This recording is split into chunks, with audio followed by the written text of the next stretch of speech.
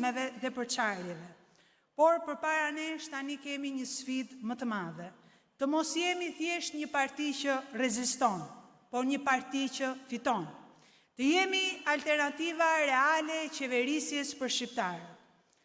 Ndryshimi është ligji i jetës dhe ata që shohin vetëm nga e shkuara ose e tashmja, me siguri do të humbasin të ardhmen, thoshte John Kennedy.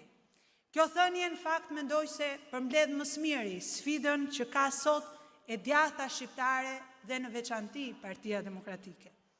Historia e PD-s është krenari, është pjesë e identitetit tonë, por politika moderne kërkon përshtatje me realitetin e ri, me teknologjinë, siç e prezantuam sot, me komunikimin modern, me ekonominë globale, me sfidat e integrimit evropian, me pritshmërinë që ka brezi i ri. PD-ja duhet kthehet realisht në pasqyrën reale të shqiptarëve.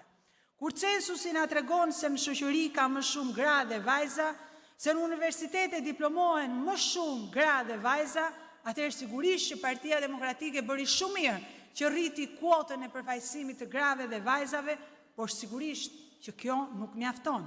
Duhet t'u japim më shumë hapësirë atyre, sepse një parti moderne nuk ka frikë nga përfaqësimi, po forcohet prej tij.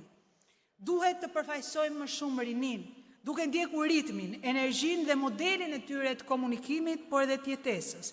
Ndaj dhe rritja e përfaqësimit tyre me 40% sigurisht që është një lajm i mirë i këtij kuvendi. Të dashur miq, opozitat sigurisht ndërtohen mbi revoltën, por zgjedhjet fitohen mbi shpresën.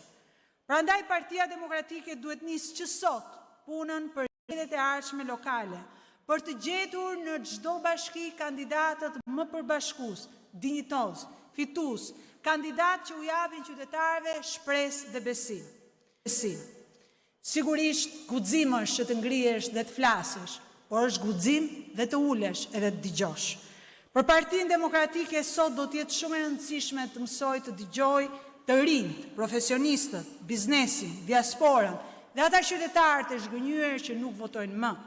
Sepse ndonjëherë fuqia më e madhe politike nuk është thjesht fjala e fortë, por aftësia për ta kuptuar realitetin dhe për t'u përgjigjur atij. Mënyra më e mirë për të parashikuar të ardhmen është ta krijosh vetë atë. Kjo është thelbësore për ne si opozitë.